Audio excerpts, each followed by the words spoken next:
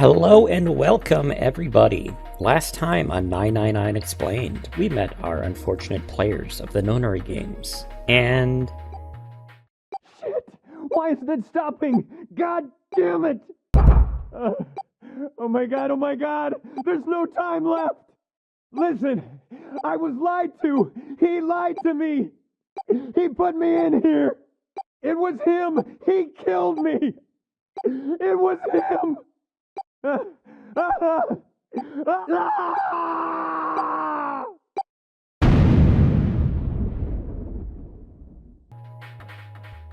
happened. Moving right back into it, the group opens the door to see his bloody corpse with scattered pieces of flesh and organs strewn across the floor. Seeing this scene elicits a very strong reaction out of June. She gets almost feverish and starts to hyperventilate until the group can help calm her down. This is what sets the tone for the game, proving that everything Zero said was true, and they really were in danger. Group then finds any measure of escape from their environment, coming to the realization that the only way forward is through the numbered doors. They do find some doors with some astrological symbols for the Earth and Sun that are locked, implying there are keys with these designations somewhere else on the ship. They also come across some elevators, but they are also locked to us at the current time. Now, back to the numbered doors, it is here where the first choice in the game appears, and how choices appear in this game in total. Entering different numbered doors as Junpei will ultimately change who he is exploring those doors with. In this case, we can choose either to enter the number 4 door with June, Santa, and Lotus, 5 plus 6 plus 3 plus 8 equals 22, which 2 plus 2 equals 4. Or we could choose to enter through the number 5 door with Snake and 7, 2 plus 5 plus 7 equals 14 equals 5. It is now here that we will be traveling through door 4 with June, Santa, and Lotus. I'll admit, the mystery surrounding June being someone we know is a little too tempting to not follow up on. The dynamic between Snake and Clover is also very interesting, but there is no combination currently where we can speak with both of them together given these numbers, so I'm going to go for the one thread we can pull on. As the group opens their respective doors, they have 81 seconds from the door opens until the bombs in their guts explode, so they have to register at the dead. Junpei's group finds themselves in the second-class cabins. This is actually an escape room split between two cabins, B92 and B93. How this works is Junpei and June vow to search B92, while Santa and Lotus search B93, with you as Junpei acting as an in-between, free to move between them at your leisure.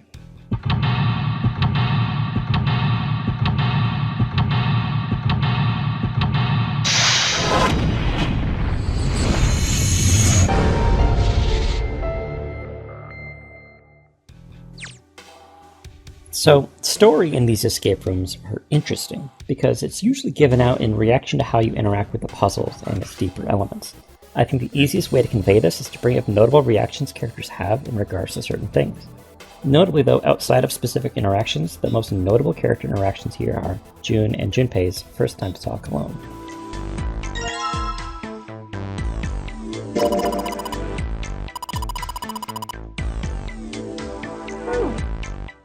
Oh yeah, how's your fever? You feeling better now? Yes, I'm fine. Let me see your forehead. Ah! Guess it really has gone down. Are you worried about me?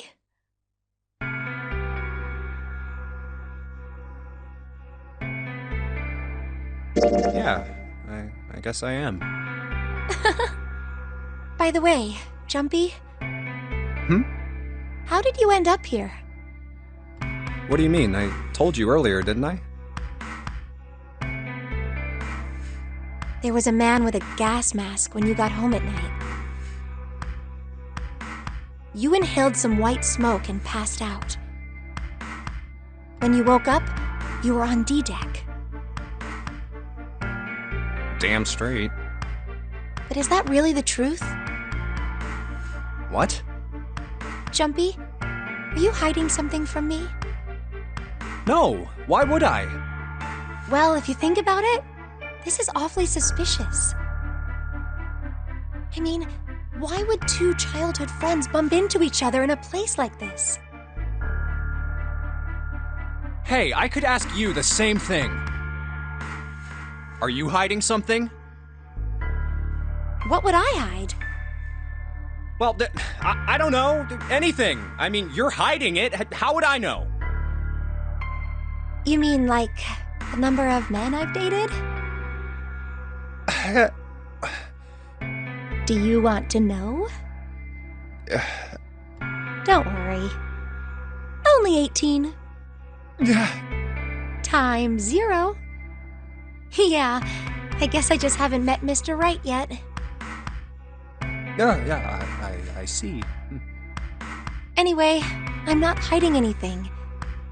Just like you, Jumpy. When I woke up, I was on D-Deck. Well, you do have a point. I mean, why did Zero pick us? We haven't seen each other since elementary school. I wonder. Look for what connects the victims. That will lead you to the culprit. Do you remember Seven saying something like that? Yeah, I do. So? Well, that's what I'm saying. I think this must all have something to do with a classmate of ours. You got any ideas who it might be? No, nothing. Oh, Well, if it had something to do with school, then it could be one of our teachers, or maybe the principal. Or the janitor, or the lunch lady. No, I can barely remember any of them. Yeah, I know.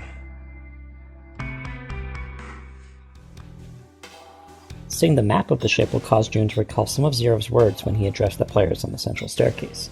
On April 14th, 1912, the famous ocean liner Titanic crashed into an iceberg.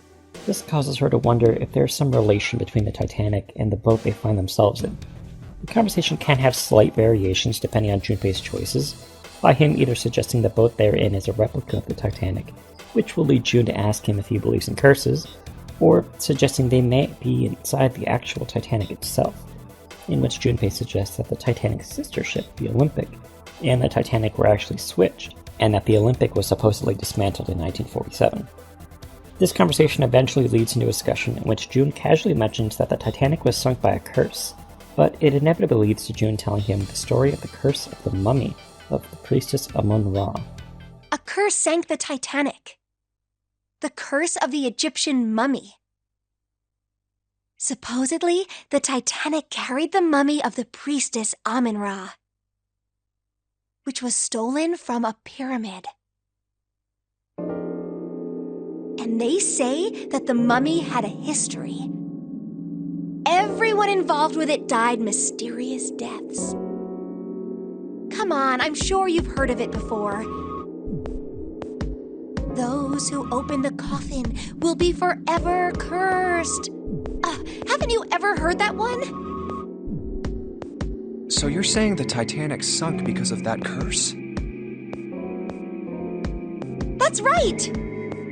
That mummy, the priestess, supposedly, she was special. What do you mean? Well, supposedly, she was really pretty.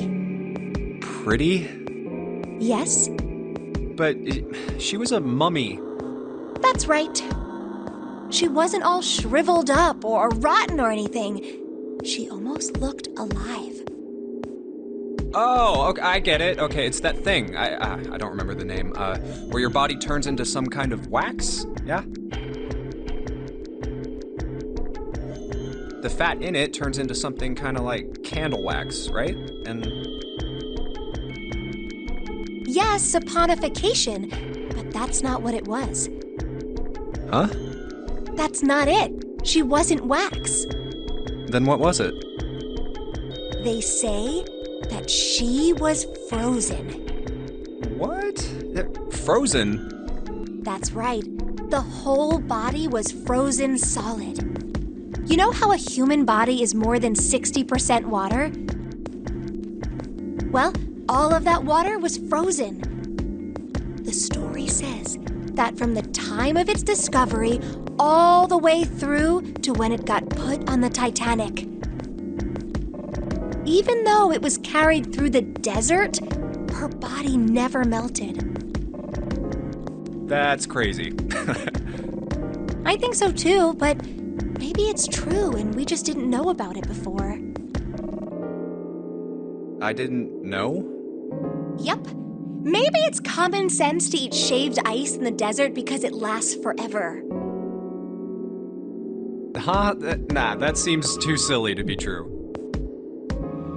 But maybe it isn't. It just appears that way because you didn't know it was true.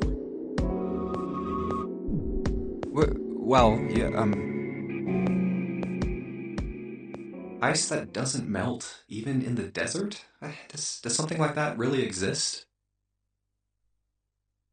No, even if it did, it wouldn't really be ice anymore, would it?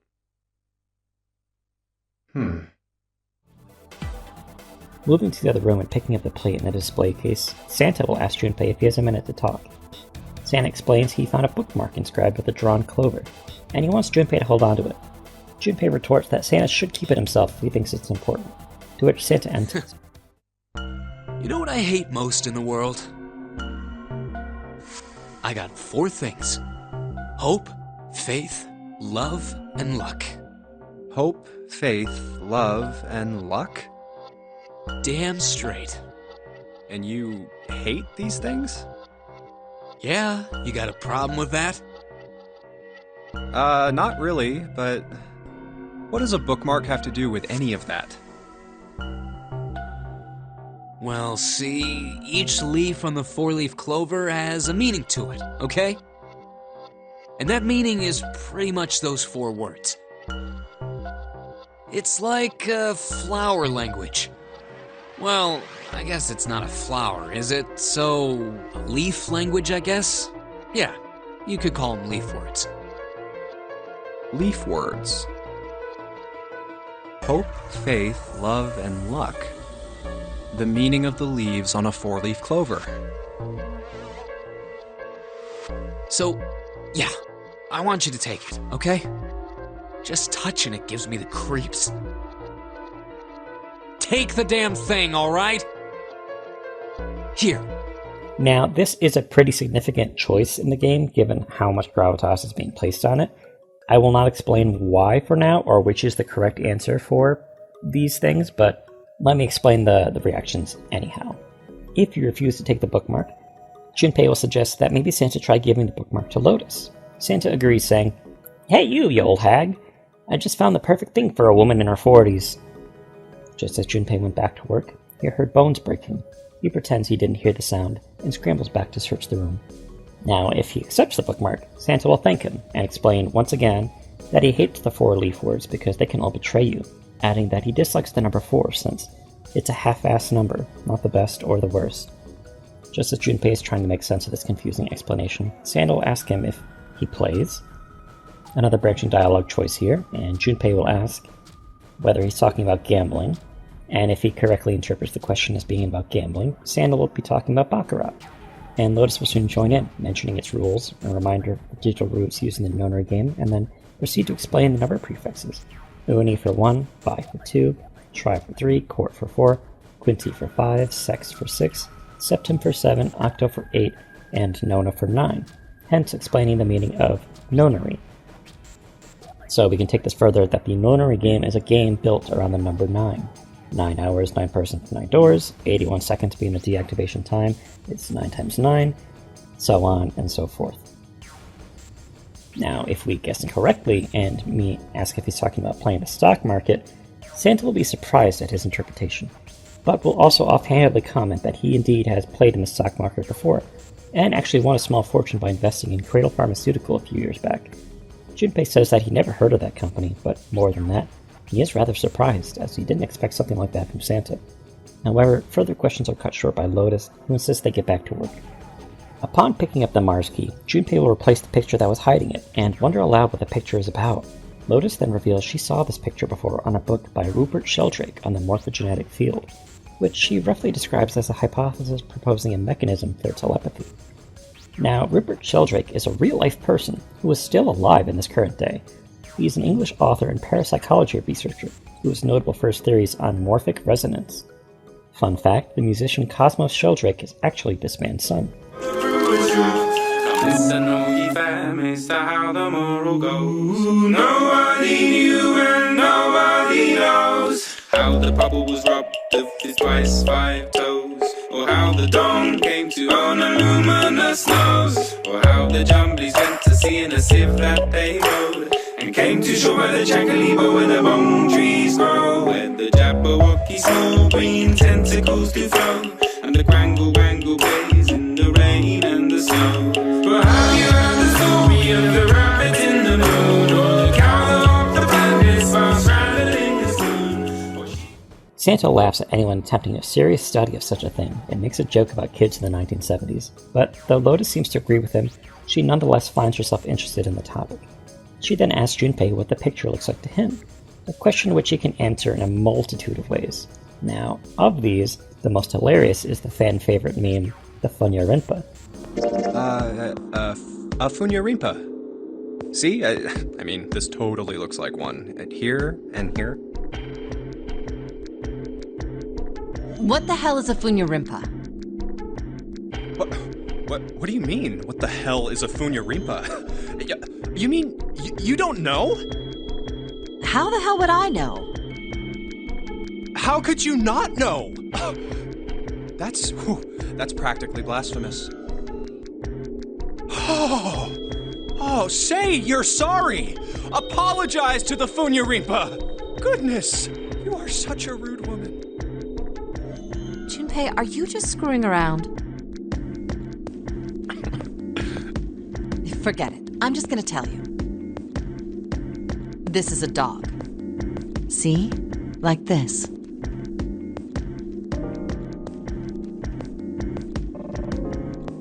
So, now we know what it's a picture of, but I don't see how that helps us. A TV show from Great Britain did an experiment once. They took 2 similar pictures. Both of them were difficult to identify, initially. But once you figured out the answer, you couldn't see it as anything else.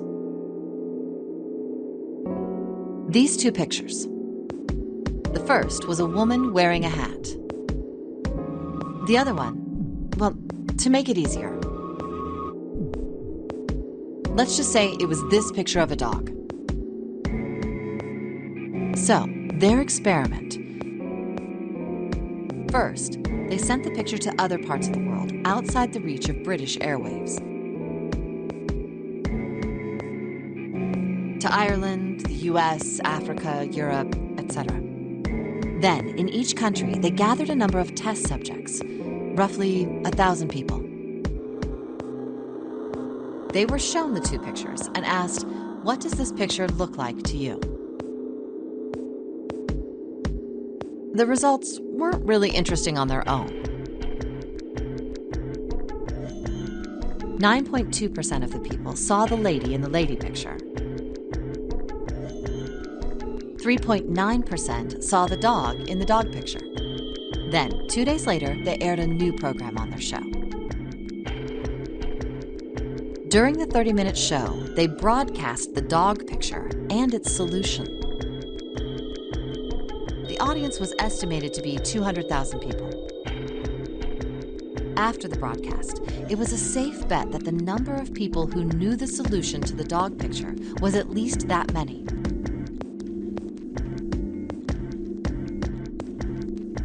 After another 2 days passed, they gathered more research subjects from areas outside the reach of British TV and radio. This time, they only found a sample of roughly 850 people. Naturally, none of them had participated in the first test. They were, however, given the same test and the same 2 pictures. The results were startling. 10% of the people saw the lady in the lady picture.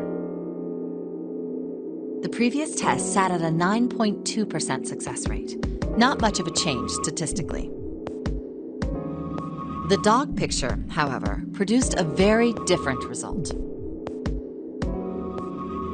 The percentage of people able to successfully find the dog it went from 3.9% to 6.8%, a very significant increase. So do you understand? Do you realize the significance of this experiment? There was no way the second group could have seen the picture. They lived far away from Britain and couldn't have seen it. But even so, it was only the success rate for the dog picture that went up. Why? How did that happen? What does it mean? Oh, wait, does this have something to do with that field, or whatever it was that you were talking about earlier? A field not visible to the eye. So, if more people know the answer, then that information will pass through the field. Huh. Psych! I was just kidding. You really shouldn't take me seriously. Well, I mean, the things I just told you about are true. They really did happen. But the results of that experiment really aren't anything to go by. They could have easily falsified them. However, as Lotus and Santa walked away from the picture, all Junpei could think of was the morphogenetic field. Now that we've obtained the Mars key and we're able to move forward, but before we do that, I want to highlight some good quotes that you can miss if you're not diligent about examining objects. If you examine the bed's blankets in the bedroom in B92, it's a light blue blanket with some designs on it. Someone's made the bed, or at least never unmade it. There's only bed sheets under the blanket. Nothing exciting. Should we take another look at this blanket? No, I think we've covered it pretty well. Looks like that one was lame enough to get her to blush a little. If you examine the water bottle in the bedroom on B92, it's a bottle with water in it. This is a bedroom. They probably have it here because your throat always feels dry when you wake up, you know? My throat's dry, but I think that's because I'm a little nervous right now. Well, we did run a lot, so we're kind of sweaty. Hey, Jumpy, did you want to take a shower together? Whoa! Just kidding.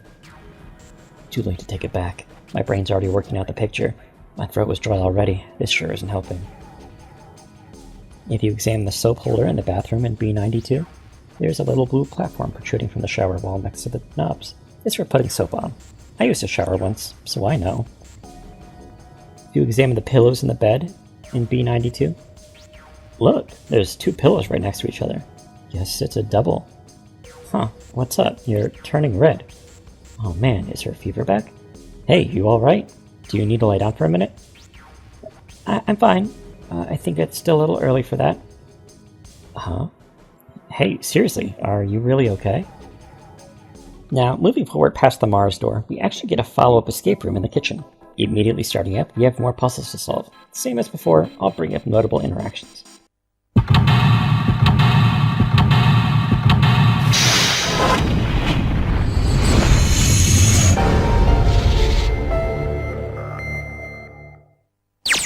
The kitchen is one large room with 3 different subsections: the main kitchen, the pantry, and the freezer. There are industrial ovens, sinks, dishwashers, and cooking utensils spread throughout the room, suggesting it was once used to serve passengers' meals.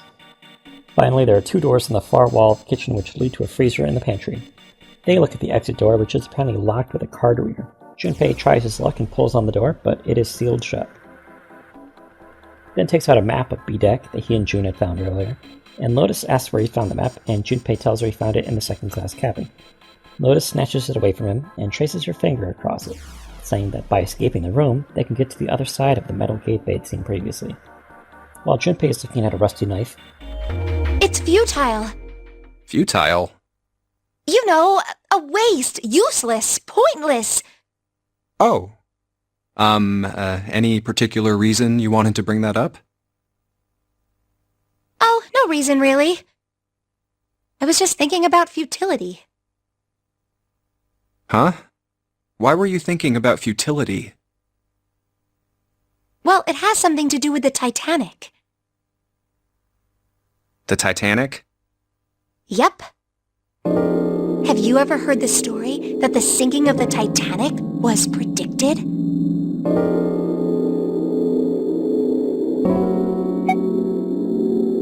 No, I haven't. What is it? 1892, 14 years before the Titanic sank, a novel was published.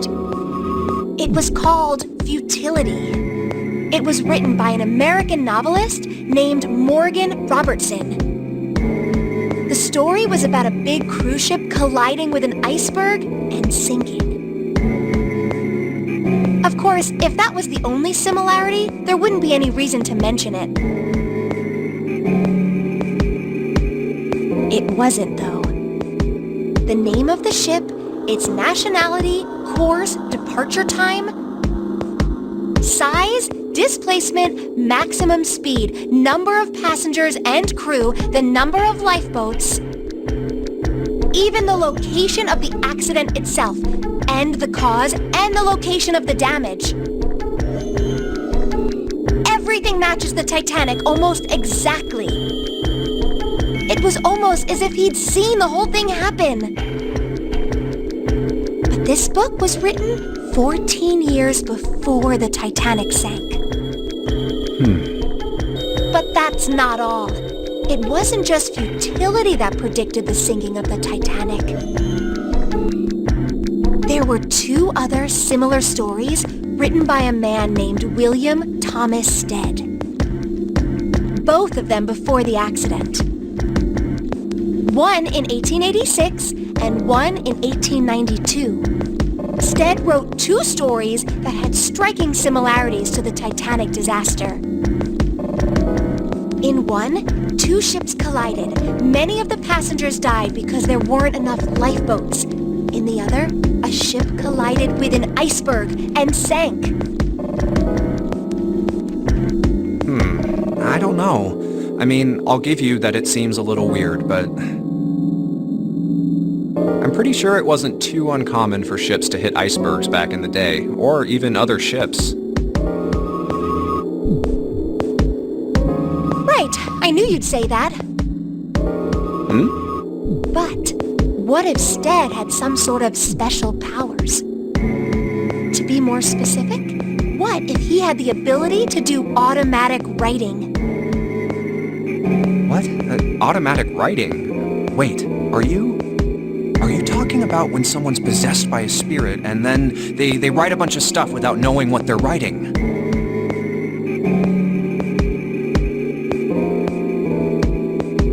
Yes. What do you mean, yes? That stuff's a load of bull. But Jumpy, you said you believe in curses. Come on, that's totally different. Okay, let's say, hypothetically, that automatic writing isn't a total load. These guys still couldn't have predicted the sinking of the Titanic. When this Stead dude wrote his thing, nobody had died on the Titanic yet. So if automatic writing is about being possessed by dead people, who the hell possessed him so he could write that stuff? That's not it. What's not it? Stead wasn't possessed by a spirit. He was doing the possessing. Oh. What are you smoking? William Thomas Stead was a passenger on the Titanic. He just wrote down what he saw with his own eyes 20 years before it happened.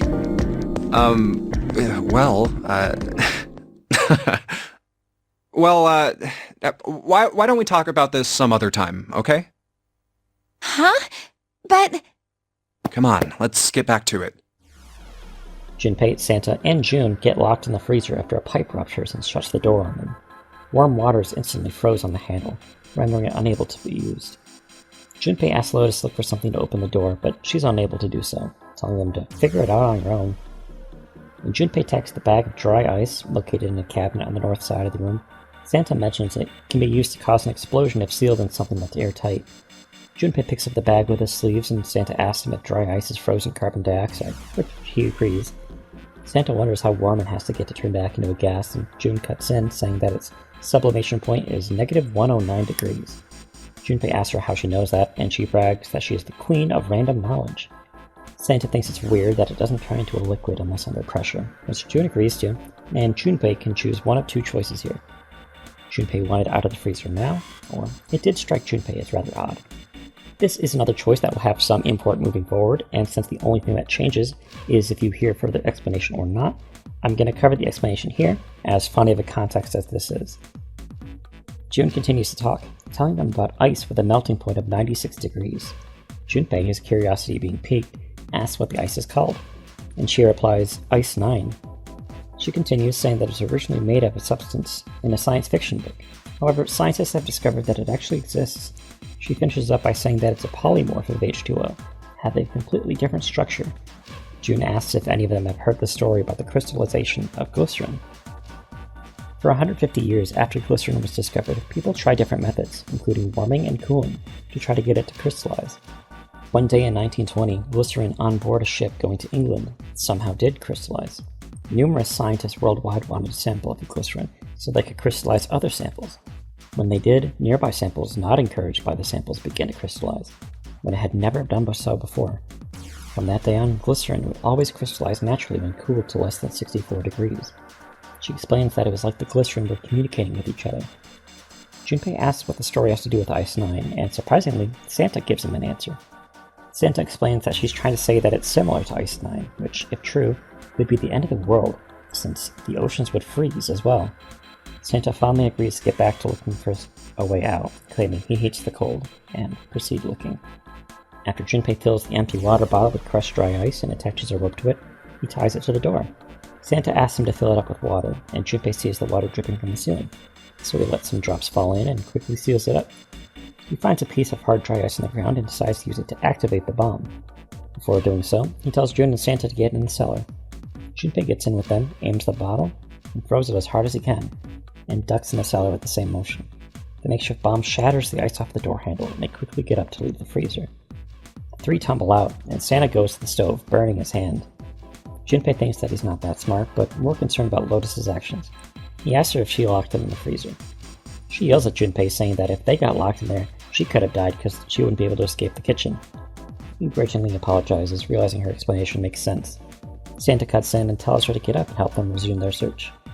From here, we're able to thaw some meat on the stove in order to get some papers inside, which help with the safe in the room, which is coded to use a hexadecimal system, where instead of going from 8 to 9 to 10, it instead goes from 8 to 9 to A to B to C, etc. Using the numbers from the paper and this hexadecimal system, we get our answer 43.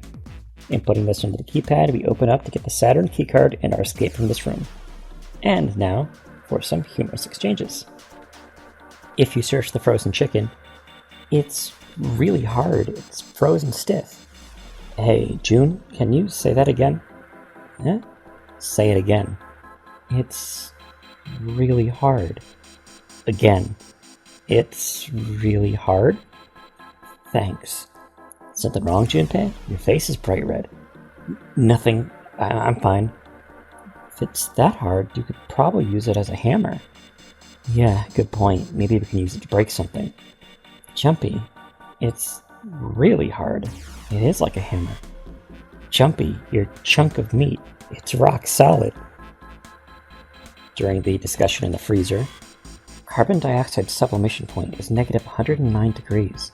Any warmer than that, and it'll turn into gas. Any lower, and it becomes a solid. Junpei looked at her, dumbfounded. How do you know that? Despite my looks, I'm the the queen of random knowledge. Looks bad to mess up when you're showing off. Our mouth. Mumble, mumble. Oh, so you're so cold that your mouth's going numb? Yes, that's right. You're just doing that on purpose, aren't you? June giggled and did her best to hide her guilt. At least she was feeling good enough to joke around, Junpei told himself. Now, once we leave through here, we find ourselves in a large hospital room with 4 doors in front of us. 3 of them have numbers emblazoned on them, 3, 7, and 8. And the 4th one here, the second from the left, is blank, but it's also completely locked. It's also here we learn that regardless of which door is picked, all of the players reconvene at this large hospital room. So even if we chose to go through door 5, we would meet up here regardless. We have palaver, and to talk about what we've each went through. Obviously, I'm going to keep the details of the other room a bit of a secret until we explore them ourselves, but we do know that they found a key with the Venus symbol on it after clearing the room's puzzles. It is interesting to note that the reds outside of these doors seem to have some piece of them missing as noted by Snake, as none of them will work when we try to register our bracelets to them. Here we also learned some interesting things. While we're asking what things mean, what's the deal with this room?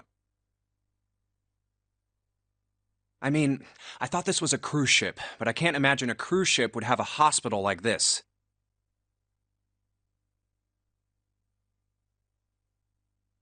Well, I figure it's probably a hospital ship. Chances are it's the Gigantic. The Gigantic? What is this gigantic? The Gigantic. She was a sister ship to the Titanic, built in the early 20th century. Actually, the Titanic had two sister ships, and they looked exactly the same. The Gigantic was said to be one of them. They intended to make her a passenger liner like the Titanic, but World War I began soon after the ship launched.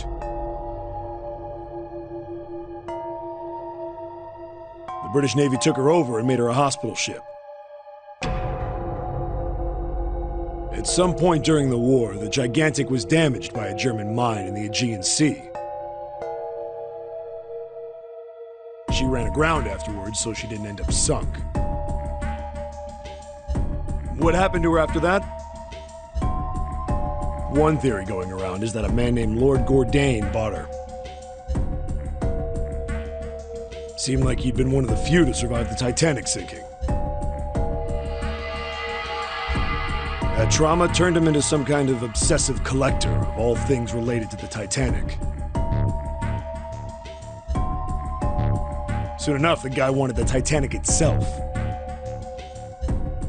Which was impossible, of course. It's stuck at the bottom of the Atlantic Ocean. But the Gigantic wasn't. And seeing as she was identical... So you're saying this Lord Gourdane bought this ship? Yeah, at least I think I am. That's impossible. No way we're in some boat that's almost 100 years old. Pipe down, just pay attention. What, that's it? Well, have you got any proof? Proof? Proof that this ship is really the Gigantic. Well, this ship's got stuff that's like the Titanic and a hospital ship. Oh, for goodness. Don't tell me that's your only reason. No, I've got more. Like? Well, I mean...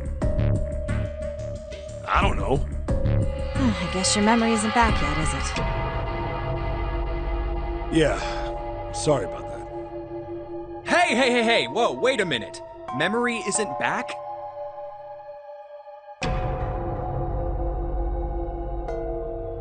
Yeah? Your point being? Wait, was I the only one that didn't know? Why? Oh, yeah, I guess I didn't tell you, huh? I told the rest of them before we ran into you on the stairs. I told them I couldn't remember a damn thing from before I woke up. What?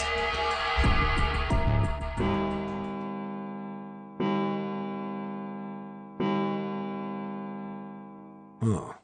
A bell. It sounds like the clock in the main stairway. 10, 11, 12. Huh, 12.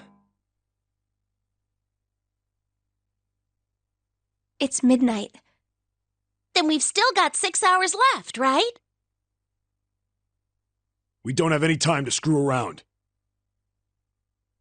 Let's get going. We gotta find the missing parts for the Reds. What do you mean, find? How on earth do you propose we do that? We've looked everywhere in this room. That only leaves one place to look. One? Well, not just one. Hmm? Wait. Don't tell me you mean we need to search all of the other rooms. Don't freak out. We've already searched 4 of them. 4 rooms? We just have to split up the rest between the 8 of us. If each of us can do 6 rooms apiece, we'll have the other 48 rooms cleared in no time. There are 48 other rooms? Maybe? All right, so everyone knows which area they're searching? Yeah. Yes! We'll all meet up when the clock goes off again. How about in that room with all the beds? Yeah, sounds straightforward enough. I'll shout if I find any of the components we need. I hope we can find them within the time limit. If we can't, then we'll just have to come up with another plan. Right. Then let's do this.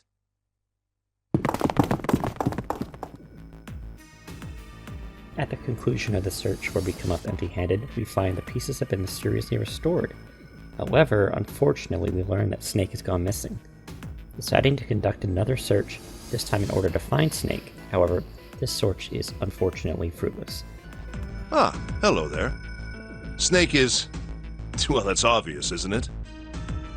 I assume you haven't found him yet? Yeah, doesn't seem like you're having any luck either. I really wonder where he could have gone. Well, wherever he's disappeared to, we must find him as quickly as we can. For Clover's sake. Right.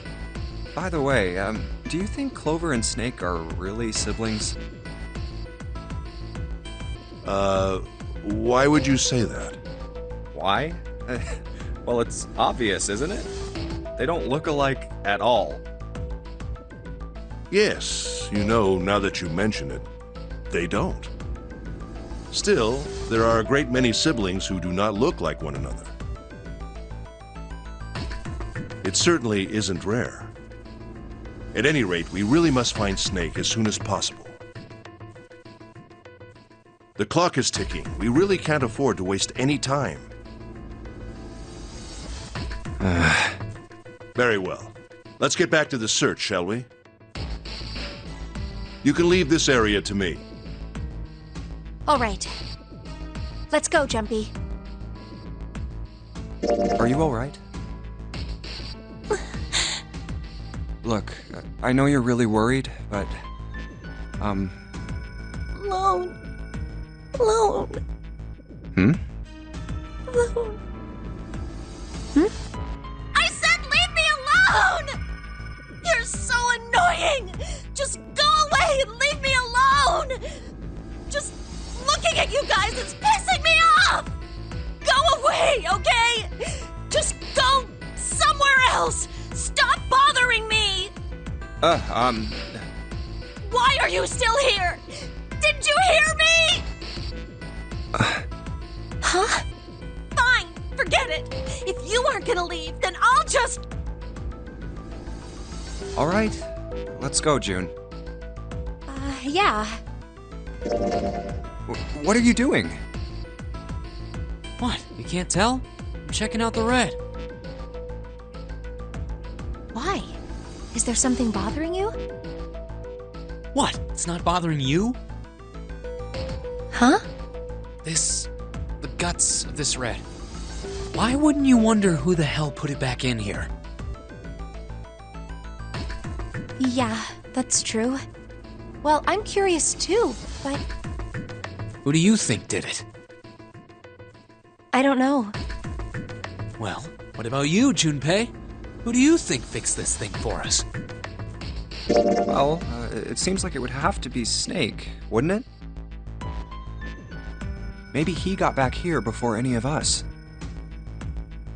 He found the parts somewhere, put them back, and then went through one of the numbered doors. No, that's not possible. You have to authenticate with at least 3 people, or the red won't open the door. There's no way a single person could get through there by themselves. Yeah, I guess you're right. So, in other words, one of us is the person who fixed the red.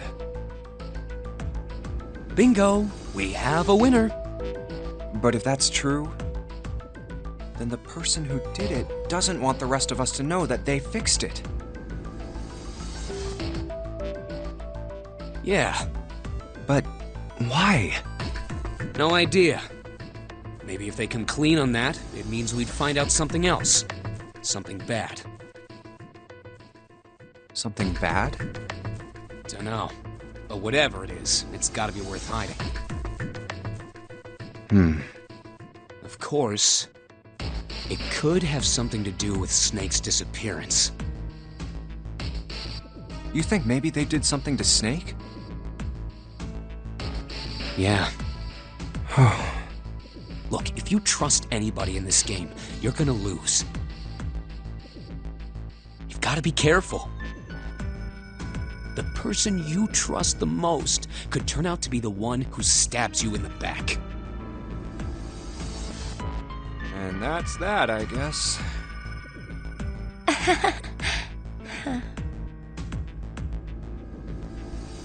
And the group, to Clover's dismay, has to make the hard decision to move forward without him, hoping we can catch up with him. Now, this leads to our next point of contention, as these doors don't easily split our groups like the 4 and 5 doors did. To save you all the math of it, Lotus explains that the only way to allow the most players to proceed through was to sacrifice someone and leave them behind. June is opposed to the idea, but allows the others to proceed, as it's clear she's in the minority. Ace volunteers to stay behind, and it turns out he's injected himself with an anesthetic called Soparil, knocking himself out so that the other players could not take them with him, forcing their hand. Now, here we have 3 different choices our paths can take. If we enter door 3, we are going with June, Santa, and 7. 3 plus 5 plus 6 plus 7 equals 21, which 2 plus 1 equals 3. If we enter door 7, we are going with Clover and 7. 4 plus 5 plus 7 equals 16, 1 plus 6 equals 7. And if we enter door 8, then we are entering with Lotus and Clover. 4 plus 5 plus 8 equals 17, 1 plus 7 equals 8. For this path, I've chosen door 8. So come on, Clover, Lotus, we've got a snake to find. We head through the doors and run in to register at the dead, and we find a laboratory waiting for us.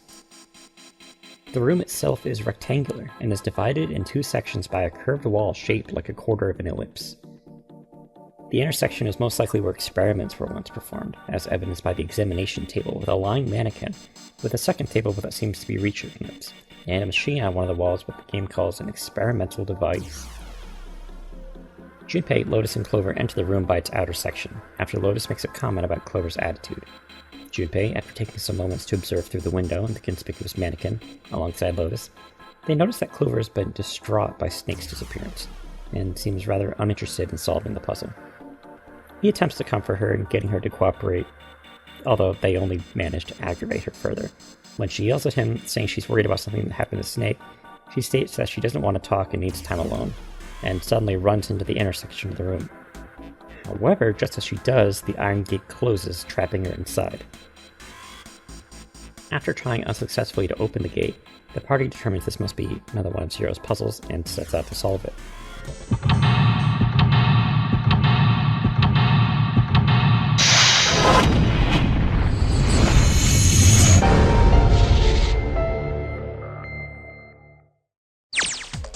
When we connect the 2-pronged power cable to monitor the outer section, we start a conversation between Junpei and Lotus.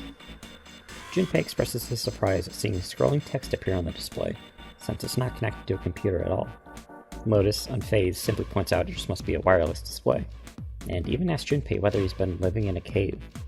Shortly thereafter, the text stops scrolling, leaving only a password request. Lotus then takes the seat, and after a little show of kneading her hand, twisting her back left and right and throwing it in, "Alright, let's kick some ass" for good measure, she begins proceeding typing at great speeds, which catches Junpei staring in surprise.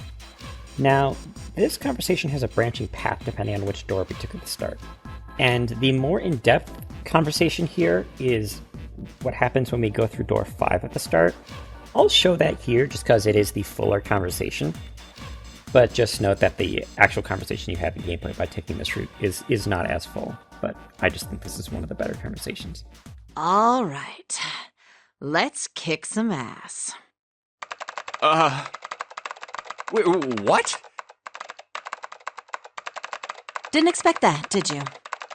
Of course I didn't! You're typing so fast, I can't even see your fingers. What kind of job do you have?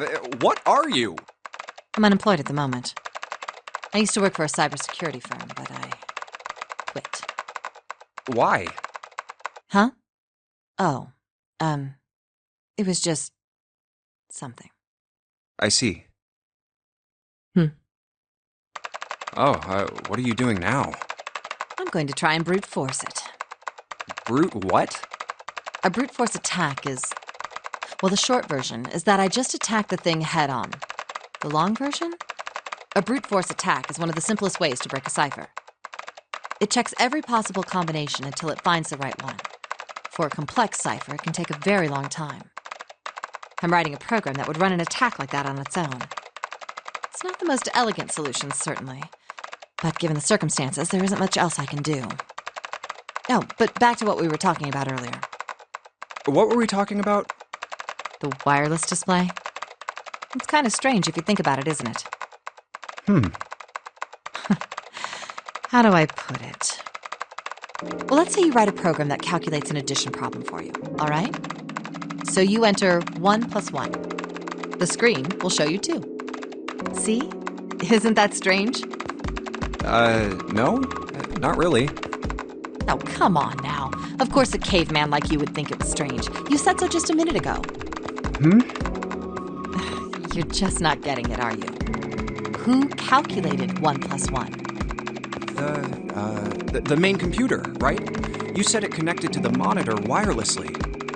Yeah, but someone who grew up in a cave wouldn't know that, right? They'd probably think that this thing here, the monitor, is doing the calculating. And once they've decided that, they'll start examining this monitor. They might poke the screen or something. Ah, I see the color changes when I press it here. Then they might investigate the hardware on the inside. Oh, I see. So this wire supplies the power. Eventually, they might even cut the wires. Ah, yes. Just as I expected. When this wire is cut, no results appear.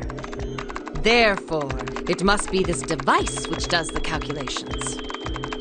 Oh. But the truth is that, just like you said, the computer is doing the calculating. But these cave people wouldn't know that. Because they have no idea that the monitor and the computer are connected wirelessly. So, what are you trying to say? Nothing, really. It's just, I thought maybe. What if the relationship between human beings and our brains is like that? Huh? Well, let's say you stick a bunch of electrodes into parts of the brain. A scientist examining the signals they send out might say, interesting. So stimulating this part of the brain causes the person to see colors. That must mean this neuron cluster controls that function. Okay, let's see what happens when I cut out this part. Ah, just what I thought. Cutting off this part causes that function to cease. Therefore, human thought processes must occur in the human brain. See? Doesn't it sound the same? Maybe the brain is just an output device, like this monitor. Maybe our thought processes actually occur somewhere else, in a main body. We just don't know it. We never even think about it. Just like those cave people wouldn't know about wireless communications. We can't imagine that there's some unknown medium that transfers information into our brains, where we experience that information as thoughts. The brain is just an output device. Human thought actually occurs somewhere else. That's just crazy talk. Maybe that's the cause of Seven's amnesia. If memory is actually stored somewhere else, in some sort of main body somewhere, maybe he hasn't forgotten anything at all. He's just having a difficult time accessing his memories because the monitor, his brain, has been damaged. Huh. I suppose that would explain aphasia and blindsight, too. perhaps they actually can speak or see. The monitor just isn't functioning properly. I guess people with prosopagnosia could be suffering from the same thing. Wait a minute. What? What? You've never heard of prosopagnosia? No. What is it? Well, put simply, it means a condition where the mind can't distinguish between human faces. In other words, my face would look the same as Clover's or even yours. So they can't remember faces, which is how most people recognize each other. That means that people with prosopagnosia have trouble recognizing even people they're close to. Usually they can make do by associating people with other things. Their voices, their clothes, their hair. Does that mean other people's faces look like blanks? No, I don't think so. Well, you've seen monkeys, like in a zoo, right? To you and me, all the monkey faces look the same. Even though they've obviously got faces, it's almost impossible for a human to distinguish between them. The zoo staff that works with them would learn to identify different monkeys eventually, but you or I couldn't unless one had a scar or something else to set it apart. Well, that's how people would be to someone with prosopagnosia. Prosopagnosia. Huh. I didn't even know that kind of thing existed. And, what were we talking about? The idea that your brain is just an output device, like the monitor. Are you serious about that stuff? Not really. I was just kidding for about half of it. What about the other half? Well, I guess I was just adulting. Not funny. It's nothing more than a story I made up out of boredom. Don't take it seriously. It was the first thing that came to mind, and I just talked about it to kill time. But looks like I don't need to talk anymore. Why? I don't have to kill time any longer. Oh, then you finished that brute whatever thing? I certainly did. And let's see what we got. Piece of cake. The screen changed again. What the hell is that? No idea. Looks like a puzzle. Upon Junpei picking up the activation key, Clover will call him and ask him if she can talk to him for a minute. Again, this is another branching path based on which door we took, and again, we have the less interesting option available to us here, but this time I'm going to stick with this option, where Clover will call us and ask if she can talk with us for a minute, but then quickly decides otherwise and moves away, leaving him wondering what just she could have wanted. Now, this escape room as a puzzle is a bit unique, as Clover is locked off to the lab itself, and this may seem like it would be annoying, but the gameplay doesn't change at all. It's just a set dressing, which makes it a bit more unique, so I'm cool with it. Here we have a mannequin lying on the table with several electrodes sticking out of his head. The mannequin is affectionately named Science Boy by Junpei, though he's only named so if you interact with Science Boy enough times. As you move through the puzzle, Clover turns the voltage to the maximum level, completely incinerating Science Boy's chances of getting into Harvard. Man, I really was rooting for him. Upon solving the puzzle, including the colored block puzzle on the wireless display, we were able to get a key engraved with the symbol of the Earth. Hey, we saw a door with this same symbol, back up on A-Deck. We'll have to use it if we can manage to get our way back there. Now, of course, before we move onward, we have some notable interactions. Is this like an examination table? There's a creepy mannequin in here, guys. There's something sticking out of the mannequin's head, like wires or something. What the hell were they doing in there? Well, why is she all quiet now? They were doing experiments on humans, probably. Oh man, now she looks sad. There's a mannequin lying on the exam table. I can't really see it very well from here, but it looks like there's a bunch of electrodes sticking out of its head. There's a mannequin lying on the exam table. It's got a bunch of electrodes sticking out of its head. That mannequin looks so sad. I gotta admit, I'm starting to kind of feel sorry for it. Am I getting attached to this thing? Maybe I should give it a name. How about the Science Boy? Science Boy is lying on the table. His poor head is full of electrodes. And when Science Boy's head's on fire, Science Boy! No! Oh, the humanity! What the hell is Science Boy? Are you talking about the mannequin? Yes. Forget about the mannequin. You need help, Clover, now. Science Boy's head is on fire. I feel bad for him, but he's already done for. I need to save Clover. Hey! Knock that off! Yeah, I know. I just kind of feel bad for leaving Science Boy in there to die. What? The mannequin? Clover's eyes are kind of freaking out at me right now. Maybe I should just give up on the mannequin.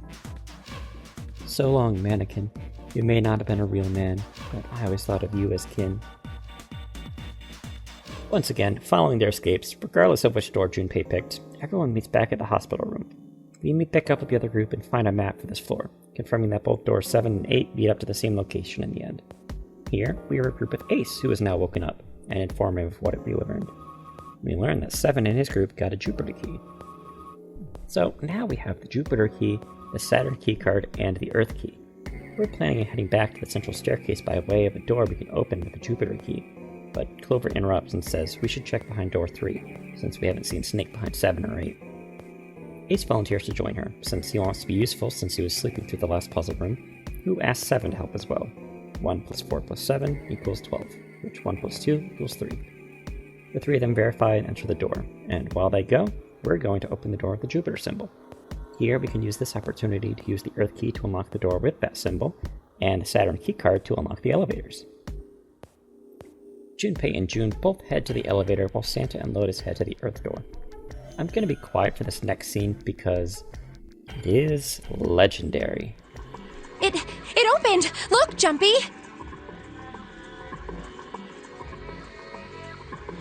Sweet! It opened! Let's get going.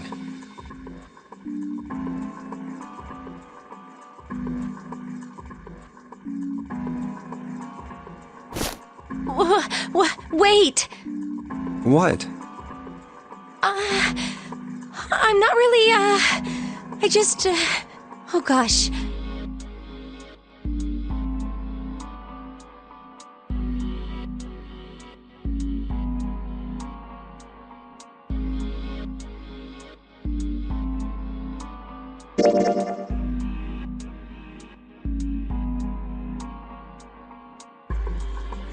Well, we will be all alone in here.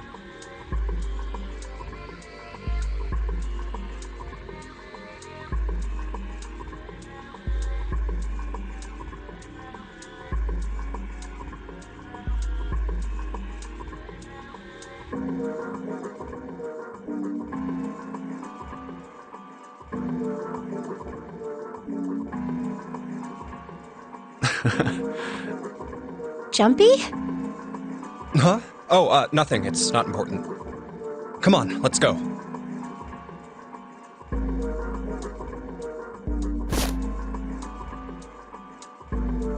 I said wait a minute. Why? Aren't you afraid, Jumpy? Afraid of what? Well, I've never... You know. It's your first time?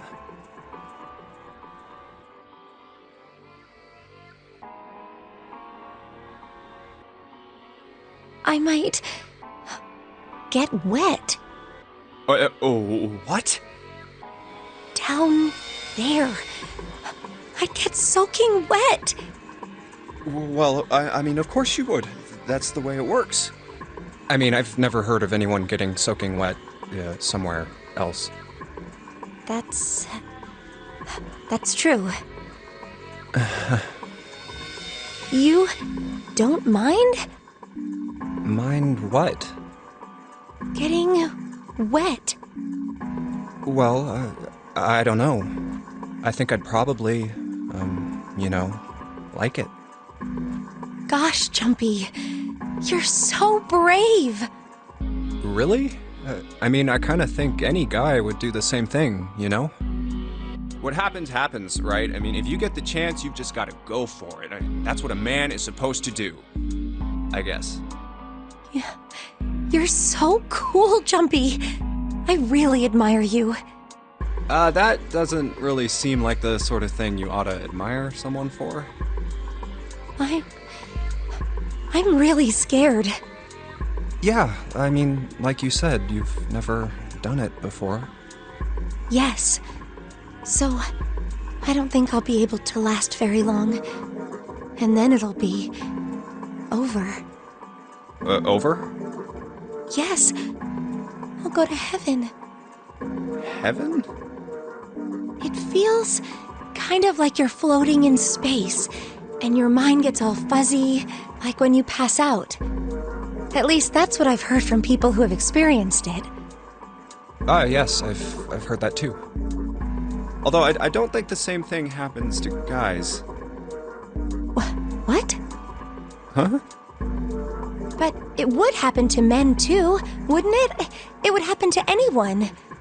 Once it gets into your body, the same thing happens to everyone. Well, I mean, usually it doesn't go inside the man. I mean, generally. Yes, it does. Well, eventually it will. It's not like you really have a choice. Your body will force you to swallow some of it. Eventually. What are you trying to do to me? Nothing. I'm not going to do anything to you. I'm just saying that that's what happens. It's a psychological reaction to what you're experiencing. Oh, is that so?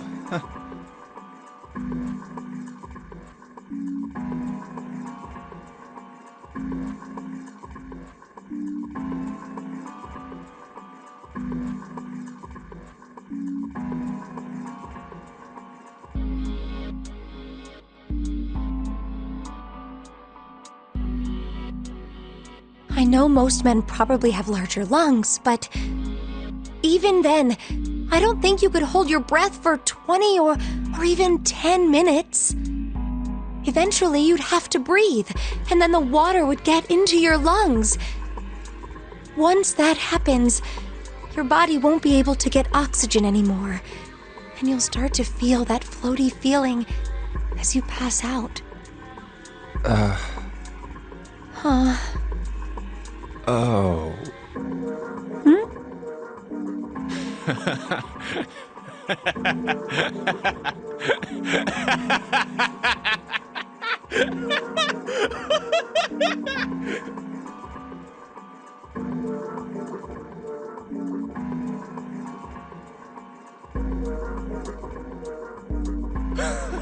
Yeah, you're right. You wouldn't last very long. See?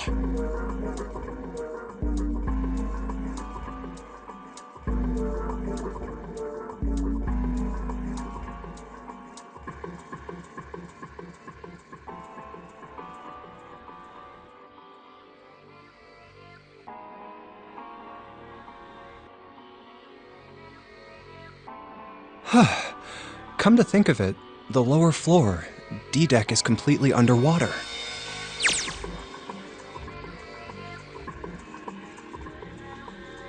An elevator heading to a submerged floor.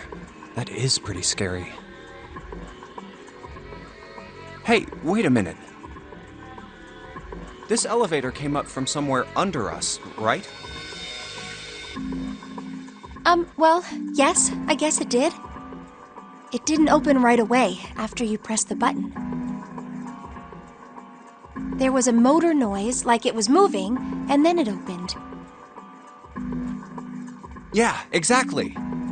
Yes. So, take a look inside. It's not wet at all, is it? The walls and even the floor are totally dry. Oh, you're right. They are. Well, let's test it. Test it? Yeah, watch this. Now, I'll just put one foot inside the elevator and look over at the buttons. Oh, there's only two. E and C. All right, I'll push E.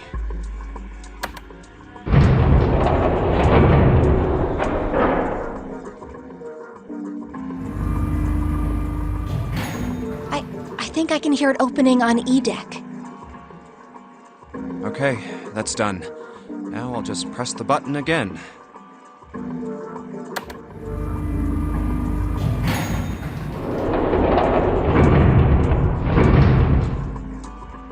Yep, not a single drop of water to be seen.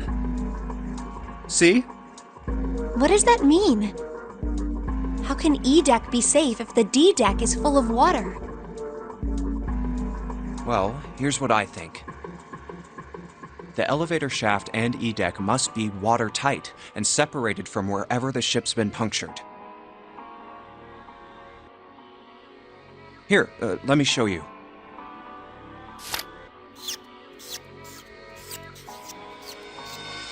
I see. So is that why the ship hasn't sunk? The shape of the inside keeps it all from filling with water? Yeah, I think that's what's going on. So I'm gonna go down and check it out. You stay here, all right? But... Come on, just do it, all right? So yeah, we go down and confirm that the space below is actually safe from flooding. At least, for now. There's a section blocked off by iron bars, and we manage to find the number 6 door. Meeting back up with Lotus and Santa, we learn they found the number 1 door, and decide to meet back up in the hospital room, where...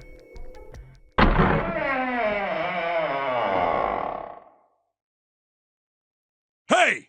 Where the hell did you guys go? 7?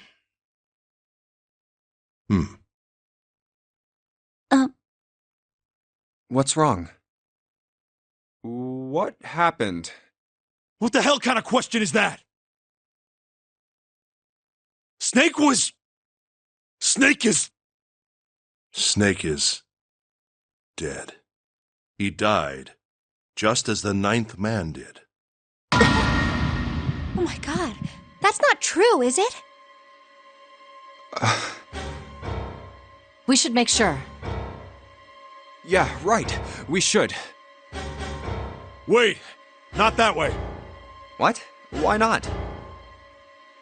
I stuck a screwdriver in there to keep the door from closing all the way. It's not locked, so you can go in that way. Where is he? The shower room, on the left side of the hallway. I put a broom in there too to keep the door open. That means we can get in without going through the numbered door, right? Yeah, that's right. Then let's go.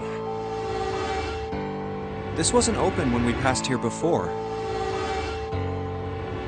Well, let's keep going.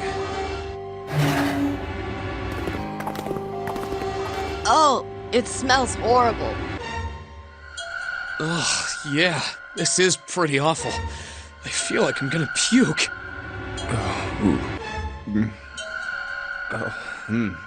Where is he? Where's Snake? There. June, you should stay here. But... Please, just do me a favor, okay? All right? I'm going in.